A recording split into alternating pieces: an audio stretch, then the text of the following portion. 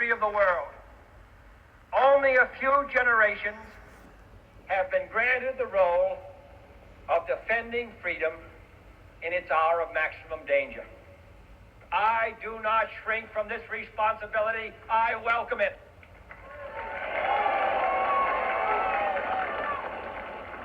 I do not believe that any of us would exchange places with any other people or any other generation. The energy, the faith, the devotion which we bring to this endeavor will light our country and all who serve it. And the glow from that fire can truly light the world. And so, my fellow Americans, ask not what your country can do for you.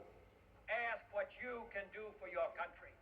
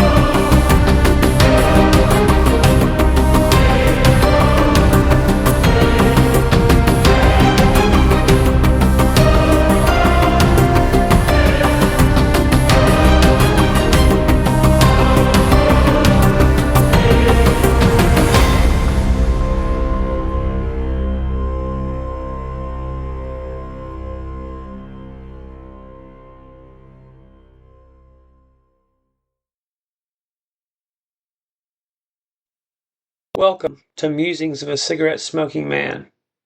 I'm Stephen Leake, your quiet refuge in the noise where reflection meets revelation, inviting you to join me as we trace the remarkable journey of big box retailers, those sprawling emporiums that once revolutionized shopping and shaped the very fabric of American towns. Tonight, we embark on a thoughtful exploration of an evolving retail landscape that remains deeply entwined with the rhythms of everyday life. Once upon a time, companies like Walmart transformed the shopping experience, offering everything under one roof and reshaping small-town America with their colossal presence. Their rise was meteoric, their influence profound, until a new challenger emerged, the digital titan Amazon, with its sprawling online marketplace and lightning-fast delivery. Amazon rewrote the rules of commerce, challenging big-box retailers to adapt, or fall behind. In this episode, we delve into how Walmart and its peers have grappled with this digital disruption, blending their physical stores with innovative online services like same-day delivery and curbside pickup. This hybrid approach has reshaped not only business models, but also consumer habits, especially in the wake of the COVID-19 pandemic. The virus didn't just accelerate digital adoption, it catalyzed a transformation in how Americans shop, work, and connect with their communities. But beyond the boardrooms and balance sheets, what does this retail revolution mean for the towns and people who find themselves caught in its wake? How do the economic shifts ripple through small town America, the local economies, cultures, and social fabric? And what does it say about the broader American story and the global economic currents that swirl behind the borders? Tonight's journey is more than a business narrative. It's a quiet meditation on change, resilience, and the enduring spirit of place and community. Together, we'll unravel the layers beneath flashing advertisements and digital carts, listening closely to stories of innovation, challenge, and adaptation. I invite you to lean in close, take a slow breath, and light one up, a cigarette of thought, as we peer into the smoke of retail's ever-shifting horizons. The genesis and ascendancy of Walmart and big box retailers. Before the digital age brought storefronts to our screens, retail dominion belonged to the behemoths of brick and mortar. Among these giants, Walmart stands preeminent. It's a story, a quintessential American tale of ambition, innovation, and profound societal change. To understand today's retail landscape, we must first journey back to the mid-20th century, to a small town in Arkansas, in the vision of a man named Sam Walton. From Five and Dime to Supercenter. Sam Walton wasn't born into retail royalty. He started with a single Ben Franklin variety store in Newport, Arkansas after World War II. But Sam had a different idea. He believed that success lay not in high markups on a few items, but in selling a large volume of goods at low prices, passing savings on to the customer. His mantra was simple: save money, live better. In 1962, he opened the first Walmart in Rogers, Arkansas, purposefully targeting smaller, underserved towns that were often ignored by larger competitors. This wasn't just another shop. It was a progenitor of the big box concept as we came to know it. Early Walmart stores were larger than typical small-town retailers, offering a wider variety of goods under one roof. This convenience, coupled with Walton's relentless pursuit of lower prices, quickly resonated with consumers, particularly in rural and suburban areas, while Kmart, Target, and others were also pioneers in the discount department store space. Walmart's unique focus on smaller markets and its evolving operational genius set it on a trajectory for unparalleled growth. The engine of efficiency, scale, and supply chain. Walmart's ascendance wasn't merely about low prices. It was a revolution in operational efficiency. Walton understood that to offer the lowest prices, he had to master the costs behind the scenes. Two critical areas became Walmart's enduring competitive advantage: scale and supply chain management. By expanding rapidly and opening numerous stores, Walmart gained immense purchasing power. They could buy goods in volumes previously unheard of, negotiating lower prices from manufacturers. This scale allowed them to continuously undercut competitors. But the real game changer was their investment in logistics and distribution. While competitors relied on manufacturer shipping directly to stores, Walmart built its own sophisticated network of distribution centers. These centers allowed goods to be bought in bulk, efficiently stored, and trucked to stores across large regions. This vertically integrated system reduced transportation costs, minimized inventory holding times at stores, requiring less storage space, and ensured shelves stayed stocked. They were pioneers in using technology, implementing computer systems early on to track inventory and sales, optimize routes, and manage this complex web. This mastery of the supply chain became the hidden engine powering the everyday low price promise. This relentless focus on efficiency, driven by technology and scale, fundamentally altered consumer habits. Shoppers became accustomed to finding a vast array of products, from groceries and apparel to electronics and auto supplies, all in one place. The convenience of one-stop shopping, combined with the consistently low prices, drew customers away from traditional downtown main streets and smaller specialty shops, accelerating the shift towards suburban retail centers. The big box in the small town. The arrival of a Walmart in a small town was often a double-edged sword. Initially, there was frequent excitement. It brought jobs, though often at lower wages, with fewer benefits than established local businesses offered. It provided consumers with access to goods at prices they couldn't find locally, increasing their purchasing power. It offered a wider selection than many small-town stores could ever hope to stock. However, the long-term effects painted a more complex picture. The economic engine often came with significant disruption. Local hardware stores, clothing boutiques, pharmacies, and grocery stores, unable to compete with Walmart's scale, prices, and variety, often struggled and eventually closed. This ripple effect diminished the vibrant, independently owned business ecosystem that was the heart of many main streets. The socioeconomic transformation went deeper than just economics. Downtown areas, once the bustling commercial and social hubs, saw foot traffic decline. Community gathering places disappeared. While Walmart provided a new place to shop, it often lacked the personal connection, local ownership, and unique character of the businesses it replaced. The shift created a dependency, where the town's retail core moved from its historic center to the highway bypass where the big box store resided. This altered the physical landscape of towns, and for many, contributed to a sense of lost community identity. Studies over the years have attempted to quantify this impact, with many showing a correlation between Walmart's arrival and a decrease in the number of small businesses and median wages in surrounding areas, alongside benefits like lower consumer prices. The narrative is nuanced. For consumers, particularly those with limited income, the lower prices were a tangible benefit. For entrepreneurs and workers in displaced local businesses, the impact was often devastating. The rise of the big box retailer wasn't just a change in where people shopped. It was a fundamental reshaping of American communities and the retail structure itself. Walmart and its peers became powerful symbols, representing both the efficiency and abundance of modern capitalism and the changes and challenges it posed to traditional ways of life and commerce.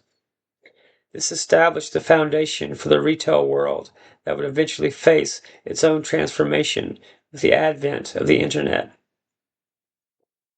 Walmart versus Amazon, the battle for e-commerce supremacy in 2025. So, we've charted the rise of the big box giants, felt the rumble of their arrival in small towns, and acknowledged the seismic shift brought by the internet. Now, let's fast forward to the present, perhaps step slightly into the near future, circa 2025. The landscape has transformed once more, and the titans vying for dominion aren't just competing for shelf space. They're battling for your clicks, your delivery address, your digital wallet. The primary contenders in this modern retail arena, the old guard Walmart and the digital native Amazon.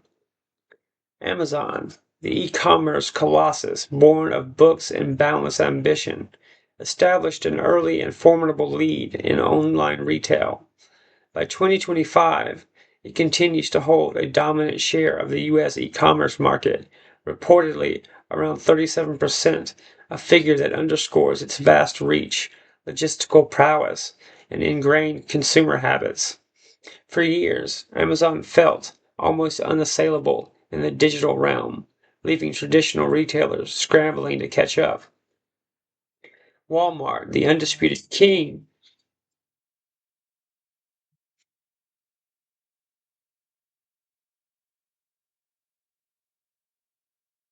of brick and mortar for decades, was initially slow to fully embrace the internet's potential.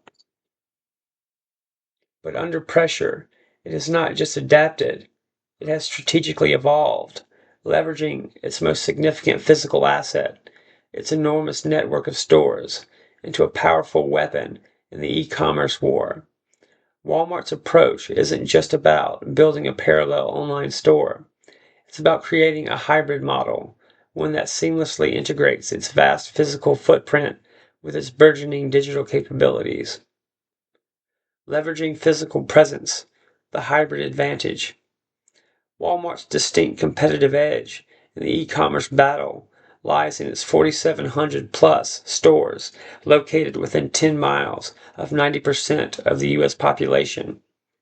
This isn't just real estate, it's a distributed network of many fulfillment centers. While Amazon has built out its extensive networks of massive fulfillment centers, often located further from population centers, Walmart stores are already where people live and work. This proximity allows Walmart to offer services that Amazon, despite its speed, sometimes struggles to match efficiently across the board, particularly for immediate needs. The most visible manifestations of this hybrid strategy are services like same-day delivery, utilizing store inventory and local delivery networks to get products to customers within hours, bypassing the need to ship from distant warehouses. This is particularly impactful for urgent purchases or perishable goods. Curbside pickup, a massively popular service accelerated by the pandemic, allowing customers to order online and collect their items from a designated spot outside the store without even leaving the car. This merges the convenience of online shopping with the immediacy of physical retail. In-store pickup. Customers can order online and pick up their items inside the store, often from dedicated service desks or lockers, avoiding shipping costs and delays. Online grocery orders. This is where Walmart's hybrid model shines brightest. With its long-standing dominance in the grocery sector, Walmart has successfully translated this into online success, offering extensive grocery pickup and delivery services directly from its supercenters. Amazon, while growing its grocery presence through Whole Foods and Amazon Fresh, faces a more entrenched competitor here. According to analysis, like the one by ForceGet for 2025, the strategic use of physical stores is a key differentiator for Walmart. It provides a cost-effective way to handle last-mile delivery, often the most expensive part of e-commerce logistics. By decentralizing fulfillment, it also caters to consumer preferences for speed and convenience, especially for items needed quickly. Market share and growth trajectories. As noted by sources discussing the 2025 landscape, Amazon retains its leading position with its approximate 37% market share. This dominance is built on factors like Prime membership, a massive loyal customer base committed to the Amazon ecosystem due to benefits like fast, free shipping, streaming services, and exclusive deals. Vast selection. The sheer breadth of products available on Amazon's platform, from obscure niche items to everyday essentials. Established logistics networks. Amazon has invested billions over decades in building a complex global network of fulfillment centers, sorting centers, and delivery infrastructure, including its own planes and trucks. Third-party marketplace. Amazon's marketplace is a powerful engine, allowing millions of third-party sellers to reach customers, significantly expanding product variety without Amazon having to stock everything itself. However, Walmart is not standing still. While its overall e-commerce share is smaller, around 8 to 9% as of 2025, its growth rate in recent years has been impressive, often outpacing the overall e-commerce market growth. This growth is attributed directly to its investments in the hybrid model, its expanding online marketplace, which competes more directly with Amazon's third-party sellers, and its strength in high-frequency purchase categories like groceries. The Cleverance analysis emphasizes that Walmart's advantage lies in these physical touch points, while Amazon is attempting to build out its physical presence, i.e. Amazon Go, Amazon Fresh Stores, and Whole Foods. It doesn't possess the same density and scale as Walmart's long-established store network. This makes Walmart's path to faster local fulfillment potentially more scalable and less capital intensive in certain respects. The technology arms race, AI, automation, and logistics. Both Amazon and Walmart understand that the future of retail, online or off, is inextricably linked to technology and efficiency. The competition extends beyond pricing and convenience into a sophisticated arms race involving artificial intelligence, automation, and cutting-edge logistics. Amazon has been a pioneer in many of these areas. Its fulfillment centers are increasingly automated, utilizing robots to move goods, sort packages, and optimize storage. AI is employed extensively for everything from personalized product recommendations on its website to optimizing delivery routes and managing inventory forecasts. Their investment in robotics, drone delivery research, though still largely aspirational for widespread use, and advanced data analytics are well documented. The goal is maximum speed, minimum cost, and hyper-efficiency in getting goods from warehouse to customer. Walmart is also making significant strides. They are investing heavily in automating their distribution centers and piloting automation within stores for tasks like inventory management and cleaning. Sources like ForceGit highlight Walmart's adoption of AI and machine learning for supply chain optimization, demand forecasting, and enhancing the customer experience, both online and in-store. They are developing their own automated micro-fulfillment centers, sometimes attached to existing stores, specifically designed to quickly assemble online grocery orders. These smaller automated facilities allow for faster picking and packing compared to manual in-store picking.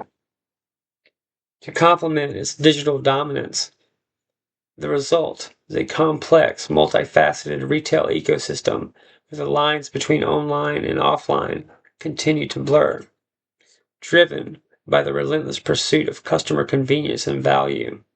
It's a fascinating evolution to witness, one that continues to reshape how we shop, how goods move, and the very structure of the retail economy. COVID-19 and its lasting transformation of big box retail business models.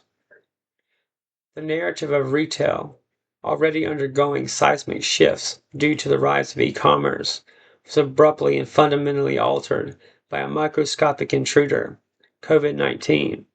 The pandemic wasn't just a disruption, it was a catalyst, an accelerant that compressed years of anticipated digital transformation into mere months.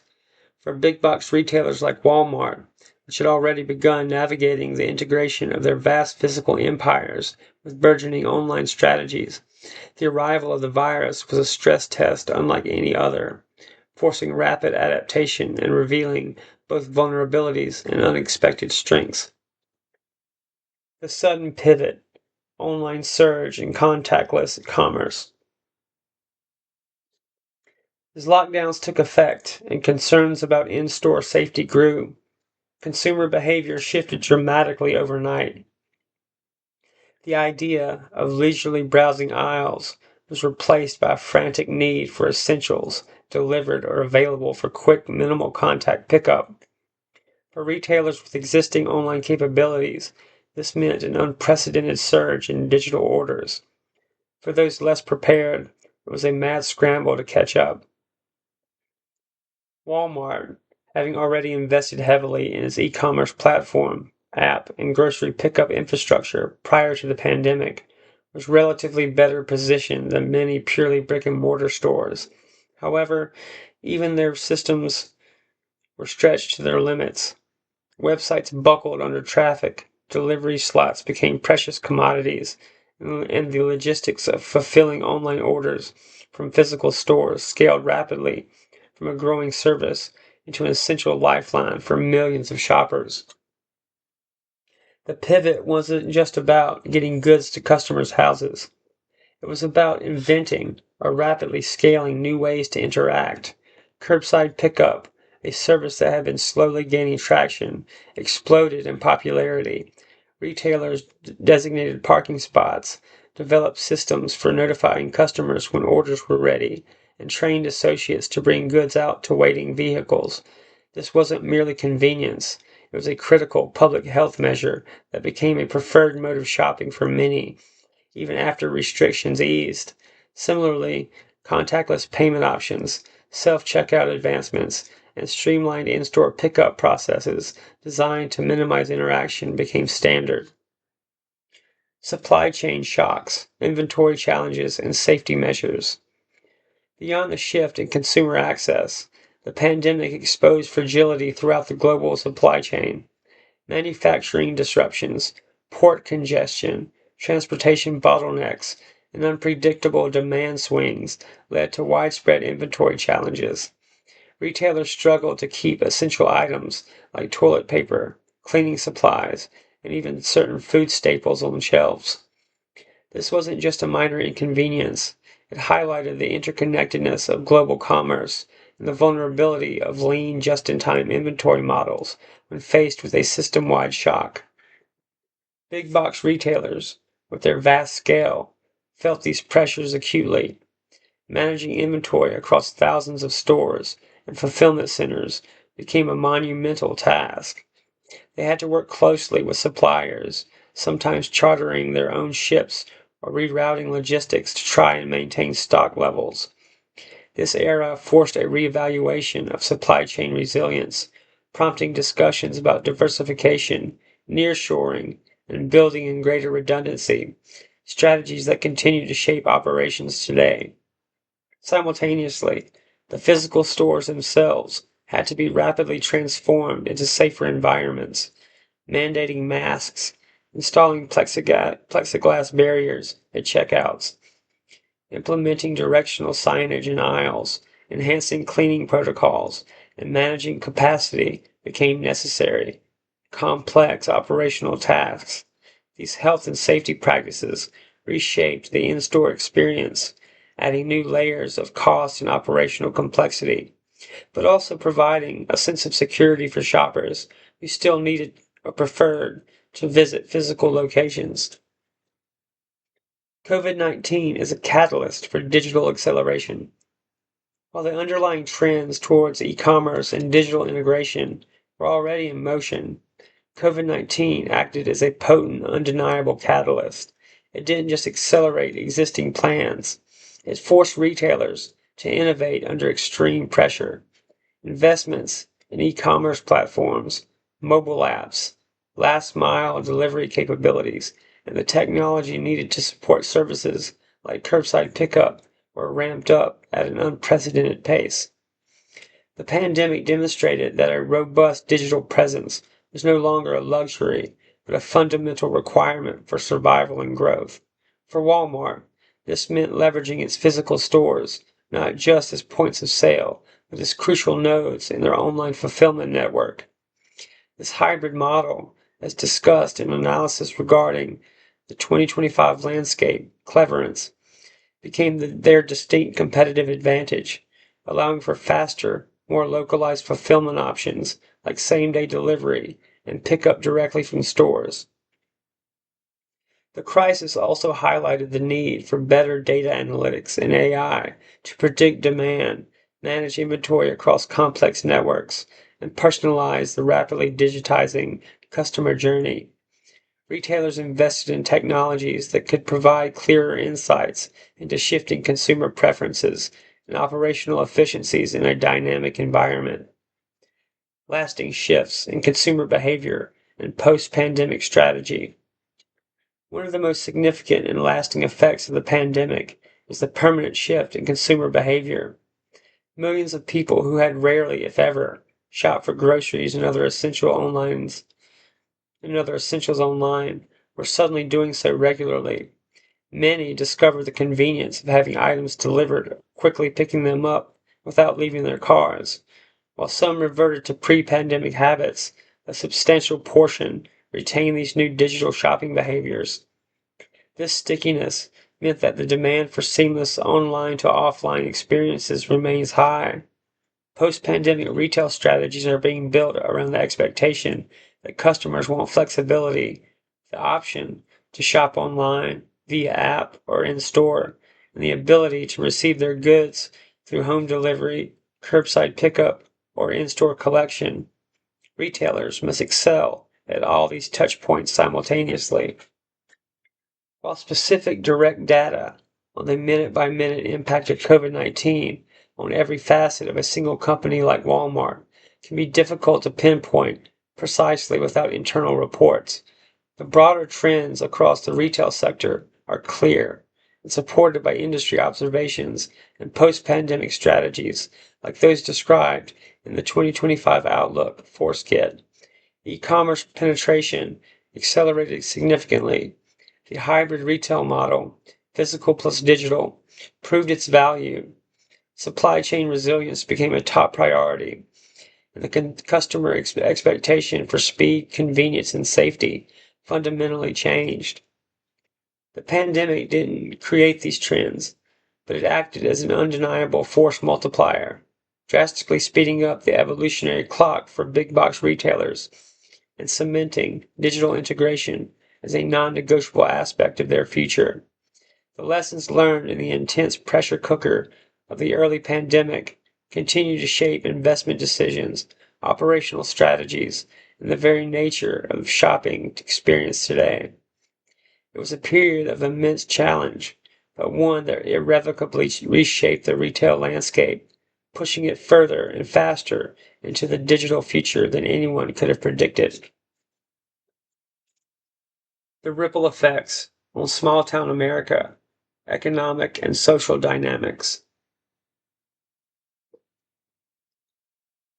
You know, there's a certain rhythm to a small town, or there used to be. A predictable hum that centered around Courthouse Square, the local diner, the hardware store, where Mr. Henderson knew your grandfather, the pharmacy that delivered prescriptions. Main Street wasn't just a road, it was the town's living room, its beating heart. People didn't just shop there, they connected. They gossiped over coffee, discussed town council matters while picking up a bolt, watched the world go by from a park bench. It was an ecosystem, perhaps not always thriving, perhaps a little slow, but it was inherently, distinctly local. Then came the rumble on the horizon, not a natural storm, but a commercial one. The arrival of the big box retailer. Often it was Walmart, planting its flag just outside the town limits, usually on the bypass or a patch of cleared farmland. For many small towns across America, this wasn't just the opening of a new store. It was a monumental event, a fork in the road that would permanently alter their trajectory. The double-edged sword, promises and pressures. The initial arrival was often met with anticipation, a mix of excitement and apprehension. On one hand, the promises were compelling. Jobs. A big box store meant hundreds of new jobs, or so the promise went. For towns struggling with declining manufacturing or agricultural employment, any new jobs were a lifeline. Lower prices. The everyday low prices weren't just a slogan, they were a reality. For consumers in small towns, often paying higher prices at local stores with limited buying power, Walmart offered access to goods at costs previously unimaginable. This increased purchasing power, especially for lower income families. Selection. Suddenly residents didn't have to drive 40 miles to the nearest city for clothes, electronics, sporting goods, and groceries. It was all under one massive roof, a convenience that reshaped shopping habits. Tax revenue. The hope was also that the new store would generate significant sales tax and property tax revenue for the local government, helping fund schools, roads, and public services. These were real, tangible benefits that resonated deeply with residents eager for economic growth and personal savings. But the apprehension was equally real, whispered in coffee shops and on front porches. It centered on the potential negative impacts, which often proved to be devastating for the established local economy and social fabric. Local business closures. This was perhaps the most visible and heartbreaking consequence. The small hardware store, the family-owned clothing boutique, the independent pharmacy, the local grocery, businesses that had often been anchors of the community for generations, simply couldn't compete with the prices, scale, and selection of the big box giant. One by one, they would close their doors, leaving empty storefronts on Main Street. Wage pressure. While big box stores brought jobs, the wages and benefits offered were often lower than those at the established local businesses they displaced. This could depress overall wage levels in the town, contributing to a rise in low-wage employment. Capital leakage. Profits generated by the local big box store didn't stay in the community. They flowed out to corporate headquarters far away. In contrast, money spent at locally owned stores often recirculated within the town, supporting other local businesses and residents. Loss of community hubs. Beyond the economic impact, the closure of local businesses meant the loss of social spaces. The proprietor, who knew your name and your family history, the store where neighbors gathered for impromptu chats. These were replaced by anonymous aisles and transient employees. The shifting center of gravity. The physical landscape of the small town began to change dramatically. As Main Street withered, a new commercial center bloomed out on the bypass. Fast food chains, strip malls, and other chain stores popped up around the gravitational pull of the big box anchor. The town's energy migrated away from its historic core to this new, often indistinguishable commercial strip. This shift had profound social consequences. Casual encounters diminished. The shared experience of running into neighbors downtown while doing errands became less frequent. The unique character and history embedded in the old buildings and family businesses were slowly erased, replaced by generic corporate architecture and standardized retail experiences. The identity of the town began to blur, looking more and more like every other town with a big box store on its edge. I remember driving through towns I knew as a kid, vibrant little places with bustling squares, seeing them decades later with boarded-up windows and for-lease signs lining the street where the baker and the bookseller used to be. The lights seemed to have been siphoned out, replaced by the distant glow of the supercenter sign down the road.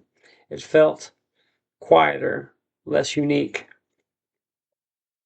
Community preservation versus economic modernization. This transformation presented small towns with a difficult, often existential challenge. How do you balance the very real need for jobs and affordable goods for your residents with a desire to preserve your community's unique identity, its local businesses, and its social cohesion? This tension between economic modernization and community preservation became a defining struggle for countless municipalities. Some towns tried to fight the arrival of big box stores through zoning laws or public campaigns, often with limited success against the powerful economic forces at play. Others tried to adapt, focusing on niche retail services or tourism to revitalize their downtowns. Many simply weathered the storm, adjusting to a new reality where the big box store was a primary employer and retail destination. The rise of online commerce, led by giants like Amazon, has layered another complex challenge onto this already fragile ecosystem. Even big box stores are now facing direct competition from digital retailers. This digital shift further pressures brick and mortar stores, including the big box ones, and offers new avenues for consumers, sometimes bypassing the local economy altogether. For small towns, it means less reliance on any single physical retailer, big or small, and further challenges in creating vibrant local economies and gathering places. The narrative isn't purely one of villainy and victimhood. For individuals and families who saved money and found needed employment, the big box store represented progress. But the broader impact on the collective community, on the very soul of the small town, is undeniable and often lamented. It forced a reckoning with what we value in our communities: efficiency and low prices, or local connection and unique character. The ripple effects continue to shape these places, forcing them to search for new ways to thrive in a landscape forever altered by the arrival of the big box and the subsequent digital revolution. When we talk about big box retailers like Walmart, it's impossible to discuss them without acknowledging their colossal footprint on not just local markets, but the entire U.S. economy, and indeed the global stage. Walmart, in particular, stands as a towering example of how a retail giant evolves from a national discount store chain into a complex multinational entity whose decisions reverberate through international supply chains, labor markets, and trade policies. Walmart as a global economic actor. Walmart, with over 10,500 stores worldwide and operations in numerous countries, has become a global corporation that intricately links economies across continents. Its sheer purchasing volume grants it tremendous negotiating power with suppliers, manufacturers, and logistics companies alike. This dynamic shapes global supply chains, often compelling manufacturers to meet stringent price points and tight delivery schedules. The company sources billions of dollars worth of goods from countries such as China, India, Bangladesh, and Mexico. These sourcing relationships affect not only where products are made, but also how and under what conditions they are produced. The magnitude of Walmart's global procurement influences trade balances, manufacturing hubs, and employment patterns overseas, sometimes sparking debates about labor standards and ethical sourcing. Moreover, Walmart's continuous quest for low prices and efficient logistics has spurred innovations in global shipping and inventory management, contributing to the rise of just-in-time manufacturing and lean supply chains. These modern systems reduce costs, but also leave supply lines vulnerable to interruptions, as starkly revealed by the COVID-19 pandemic and other geopolitical disruptions. Impact on manufacturing and logistics industries. Walmart's dominant presence has profoundly reshaped manufacturing demands. To satisfy its volume discounts, many suppliers have relocated manufacturing to low-cost countries, accelerating globalization trends. This shift led to declines in certain types of American manufacturing jobs, especially in textiles, electronics assembly, and consumer goods production. However, Walmart is also a significant customer to U.S.-based manufacturers, especially in categories like food products, health and beauty items, and other consumables. Its investment in private label brands means it controls much of the product design and sourcing decisions, often pushing suppliers to innovate and improve efficiency. On the logistics side, Walmart's vast distribution network acts as a catalyst for growth and sophistication in freight transportation, warehousing, and last-mile delivery services. Its embrace of technology, ranging from automated warehouses to AI-based inventory forecasting, has set new standards for speed and reliability. Other sectors, including trucking and logistics software providers, often follow Walmart's lead to stay competitive. Global labor markets and retail market concentration. The influence of big box retailers extends into labor markets both at home and abroad. In the U.S., Walmart alone employs over 2.2 million people, making it the largest private employer in the world. The company's wage policies, benefits, and employment practices substantially affect labor market conditions, job standards, and wage growth trends in retail sectors and communities where it operates. Critics argue that Walmart's employment model characterized by part-time jobs, limited benefits, and wage pressure, contributes to a broader wage stagnation in retail and service industries. Globally, Walmart's demand for low-cost manufacturing has at times been tied to concerns about worker exploitation, unsafe working conditions, and labor violations in developing countries. These issues have sparked consumer activism and forced Walmart to adopt more robust corporate social responsibility (CSR) policies. Yet challenges persist given the scale and complexity of global sourcing. In terms of market concentration, Walmart's dominance, along with a handful of other large retailers, has contributed to a significant concentration within retail markets in the U.S. and abroad. This concentration can lead to reduced consumer choice and increased barriers for smaller competitors and new entrants. Economists and policymakers debate the long-term implications of this concentration for innovation, competition, and consumer welfare. Economic shifts, technological change, and geopolitical contexts. The story of big box retailers is inseparable from the broader tapestry of economic globalization, technological advancement, and geopolitical shifts. Walmart's rise was facilitated by trade liberalization, advancements in transportation infrastructure, and explosive growth of information technology to coordinate complex global operations. Technology continues to be a critical driver as Walmart integrates AI, machine learning, robotics, and big data analytics to anticipate consumer demand, optimize supply chains, and personalize shopper experiences. Its hybrid retail model, melding e-commerce with its physical stores, reflects a broader trend, reshaping how consumers interact with brands and how goods move within the economy. Geopolitically, Walmart's global network is vulnerable to trade disputes, tariffs, and regulatory changes, necessitating agile strategic responses. The COVID-19 pandemic, for example, exposed vulnerabilities in global supply chains and accelerated a reevaluation of sourcing strategies, including interest in nearshoring or diversifying suppliers across more stable regions. Balancing economic growth with market power. The rise of retail conglomerates like Walmart embodies a paradox. On one hand, their economies of scale drive lower costs for millions of consumers, increase productivity, and spur technological innovation in supply chain logistics.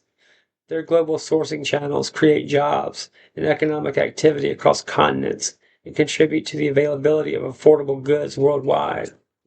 On the other hand, concentration of market power raises critical questions about fair competition, worker welfare, and the sustainability of economic ecosystems. Market dominance can dampen competition, threaten small and medium-sized enterprises, and tilt bargaining power heavily towards corporate giants. This imbalance may have ripple effects on income inequality, community vitality, and even democratic governance when economic power consolidates.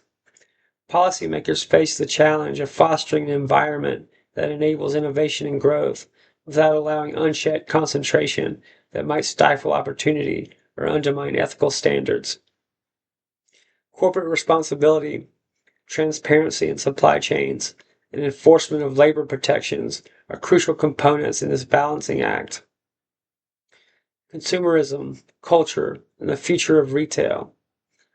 Finally, big box retailers like Walmart influence consumer culture and behavior on a massive scale. Their emphasis on low prices, convenience, and wide selection has helped shape modern consumer expectations. The convenience-driven hybrid retail models reflect changing lifestyles, where speed and accessibility often overshadow traditional shopping experiences. Yet, this transformation stirs reflections about the cost of globalization, homogenization of culture, loss of local businesses, and the environmental impact of mass consumption and long-distance shipping. These considerations form part of a growing public discourse on sustainable consumerism and ethical retailing. How Walmart and its peers navigate these tensions in the years ahead will not only affect economic metrics, but will also echo in the cultural and ethical fabric of society itself. For further context on Walmart's evolving role amid the changing global economic landscape, industry analysis such as the 2025 outlooks by Forskit and Cleverance provide comprehensive insights into how the company is leveraging physical and digital integration to maintain competitiveness in a complex market. Before we dive back into our deep exploration of retail giants reshaping America, I want to take a moment to share two very special places that have been essential to my own journey as a writer and poet. First, there's allpoetry.com, the largest online poetry community in the world. It's where I began to truly hone my craft, long before this podcast even existed. Since 2005, under the username Liquid Sunshine, All Poetry has been my training ground, a welcoming space where poets of every skill level come together to share their voice, encourage each other, and grow. Whether you're a beginner looking for feedback or an experienced writer seeking fresh inspiration, All Poetry offers an incredible ecosystem, support, and connection. What sets All Poetry apart is its thriving community. Comments and critiques flow freely. There are contests to challenge and stretch your abilities, and its resources help nurture genuine literary growth. I can't overstate how invaluable this platform has been to me. More than a site, it's been a creative home. Alongside that is the beatnitcowboy.com, my frequent publishing home, and an online literary space that feels like a curated frontier for contemporary poetry. It's where I've been fortunate to see my latest work voiced regularly among a community of thoughtful readers and fellow writers. The Beatnik Cowboy carries that raw, authentic spirit that resonates with anyone who cherishes the written word as a living, breathing art form. These two sites represent the heart of my literary life. They're more than just platforms. They are vibrant communities where ideas flourish and friendships grow. So if you've ever felt the stirrings of poetry in your soul or want to find your own creative home, I wholeheartedly encourage you to visit allpoetry.com and thebeatnitcowboy.com. Dive in, share your work, read widely, and become part of a conversation that spans generations and experiences. Because in this noisy world, finding that space to express your truth, to be heard and to listen, is a precious gift, and these two places give that gift in abundance. As we pause our journey through the evolving landscape of retail giants and their profound impacts, let's take a moment to acknowledge three remarkable sponsors who embody the spirit of creativity, independence, and innovation, values that resonate deeply with this podcast and its discerning listeners. Moleskin, your creative companion. For anyone, like me, who treasures the written word, fleeting ideas, or the quiet ritual of sketching out a thought, Moleskin notebooks are more than just paper and covers. They are trusted companions, designed to nurture your creative process wherever inspiration strikes.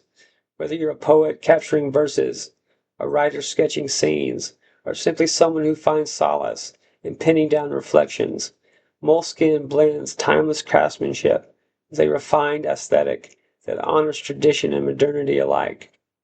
The care taken in selecting their acid-free paper, durability of their hardbound or softbound covers, and thoughtful features like elastic closures, inner pockets, and ribbon bookmarks make them an enduring choice for those who cherish the analog in a digital world. If you're searching for a tool to capture your musings, daydreams, or strategic business plans, Moleskin invites you to make the blank page a space of possibility and personal expression. Black Rifle Coffee Company, fueled by freedom. Nothing sharpens the mind and spirit quite like a strong, expertly roasted cup of coffee. Black Rifle Coffee Company is more than a brand. It's a bold statement of values. Founded by veterans and proudly veteran-owned, Black Rifle Coffee Company combines top-tier quality with a commitment to supporting those who have served and freedom-loving Americans across the nation. Whether you need an early morning jumpstart before tackling the challenges of the day, or a steady companion for long nights of writing or reflection, their rich blends and single origin roasts deliver reliable, robust flavor with every cup.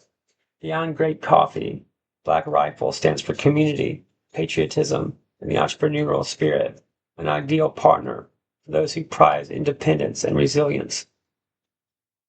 Monarch Holdings International, clarity through innovation.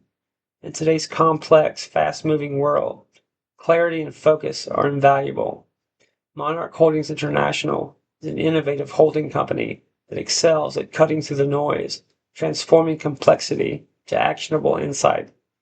Their business intelligence services leverage advanced technologies, think IBM Watson AI, Palantir Analytics, and IBM SPSS, to provide entrepreneurs and enterprises with the strategic guidance needed to thrive. Monarch doesn't just offer consultancy, they advance principled leadership and foster entrepreneurial creativity across diverse ventures, including publishing, technology, music production, and apparel. Their commitment to integrity and freedom-oriented values aligns tightly with the independent, reflective spirit of this podcast's audience. Whether you're a business leader seeking breakthrough insights, an innovator charting new paths, or a creative mind looking for principled collaboration, Monarch Holdings International offers a partnership that helps unlock potential and illuminates the path forward. So, as we continue our exploration tonight, remember these champions of creativity, freedom, and innovation. Moleskin to capture your thoughts, Black Rifle Coffee Company to fuel your day, and Monarch Holdings International to sharpen your vision. Closing reflections, navigating a changing retail landscape and the future ahead. As we draw this episode to a close, let us pause and reflect on the remarkable transformations that have reshaped retail. From the sprawling big box stores, anchored by Walmart, to the digital behemoth Amazon, and everything in between. These shifts ripple far beyond price tags and shopping carts. They touch the very core of American life, community identity, and the global economy. Technology has been the great catalyst. AI-driven logistics, automated fulfillment, hybrid models blending physical and digital commerce. Walmart's extensive physical presence, once thought vulnerable to digital disruption, now acts as an unparalleled advantage, its tens of thousands of stores morphing into nodes of an expansive fulfillment web. Meanwhile, Amazon's relentless innovation in automation and data analytics continues to rewrite what's possible in speed and scale. Together, they blaze the trail forward, pulling innovation deeper into everyday experiences. Yet, this isn't merely a story of titans or technology. At stake is the very notion of community and place. Small town America, where the rhythms of life once revolved around the local main street and its familiar businesses, faces an uncertain horizon. The rise of big box retailers brought conveniences and jobs, but also hollowed out local ecosystems and altered social fabric. Now e-commerce challenges physical retail anew, offering unparalleled convenience, yet often at the cost of local presence and personalized connection. Adapting to an unfolding future. Where can adaptability take us next? How might small towns reinvent themselves amid these sweeping trends? Will they embrace new economic models like niche artisanal markets, digital hubs, or destination experiences that harness technology without forsaking local character? Can communities cultivate resilience by reclaiming the meaning of local commerce, balancing progress with preservation? And what about us, as consumers and citizens? Are we content with the convenience of same-day deliveries and endless selections as the cost to community identity rises? Or might a new appreciation for intentional ethical consumption and local stewardship emerge? The choices we make ripple outward, the channels we support, the voices we elevate, the values we endorse. A poetic musing. I often find myself drawn to the image of smoke curling up into the night, ephemeral, malleable, elusive, like the cigarette I light and moments of contemplation. The retail landscape drifts and folds, never fixed, always in motion. It's a dance of progress and loss, of innovation shattered by nostalgia. The cigarette smoker walks a thin line, rooted in habit, yet aware of change. So too did the places and people touched by the retail evolution, caught between what was, what is, and what might be. There's beauty and sorrow in this flux, a story told in aisles once bustling, now quiet, in clicks replacing greetings, in hands reaching for instant delivery while longing for a neighbor's smile. Perhaps the true future lies not solely in technology's promise, nor in resistance to change, but in a thoughtful weaving of both, honoring roots while embracing the new, cherishing community even as convenience beckons. Like smoke that twists unpredictably, yet always ascends, our collective journey asks patience, curiosity, and a readiness to see what shapes form as the winds shift. Questions to carry forward. How will the evolving retail landscape redefine what community means in small town America? What role will technology play in bridging or widening the gap between convenience and connection? Can consumers balance desire for speed and price with commitments to sustainability, local business, and cultural preservation? In what ways might new entrepreneurial and creative spirit, like those championed by the communities we've discussed, illuminate innovative paths forward? These musings are an invitation to lean back a moment, to breathe in the complexity swirling around us, and to ponder how each of us might navigate a retail world in constant flux, shaped as much by our choices as by algorithms or corporate strategy.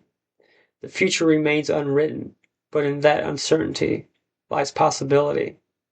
So, as you listen tonight, I invite you to consider your place in this ongoing story, whether you're a shopper, a shopkeeper, a poet, or simply a wanderer in the night.